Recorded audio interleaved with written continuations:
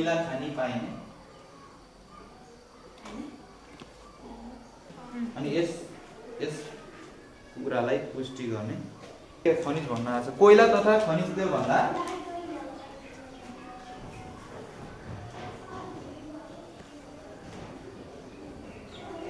विद्यालयमा गएर मर्ने अवस्थामा केही ज्ञान विद्याहरू सिकौँ र अरूलाई पनि केही सिकाऊँ भनुन् भनेर सबै पिछडिएका वर्गहरूमा यो ज्ञान फैलियोस् भन्नेको कारणले म चाहिँ विद्यालयमा आबद्ध भएर पढ्न आइरहेको छु।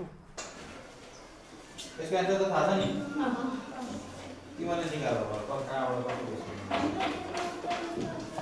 फलानु दलित यसरी विद्यालयमा मास्टर हुन्छ रे, तँसित पढ्दिनँ भन, तँसित छोइन्छ, त्यसले पढाएको हामीलाई अशुद्ध हुन्छ भनेर कतिपय विद्यालयबाट यस्ता आन्दोलनहरू पनि उठाए।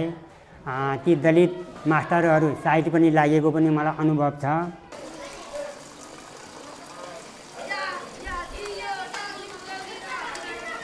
त्यसरी गर्दा गर्दा 8 कक्षा 9 कक्षा हुँदै अहिले 10 मा आए। 10 मा पनि अलि हामीभन्दा त बौद्धिक क्षमतामा कमै हुनुहुन्छ त भयो नि।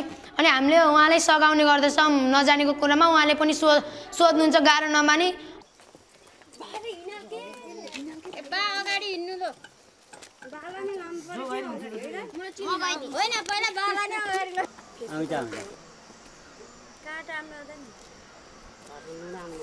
उमेरले मेरो चाहिँ लगभग 22 सरहको विद्यार्थीलाई मैले यसै विद्यालयमा चाहिँ अध्यापन गराइरहन पाउँदा म आफूलाई छुट्टै किसिमको अनुभूति, खुसी र उहाँको एउटा चाहिँ साहस, उहाँको एउटा चाहिँ केही गरौँ भविष्यमा केही गरौँ भन्ने उत्साहका साथ जुटिरहेको अवस्था पाउँदा मलाई छुट्टै किसिमको अनुभूति लागेको छ।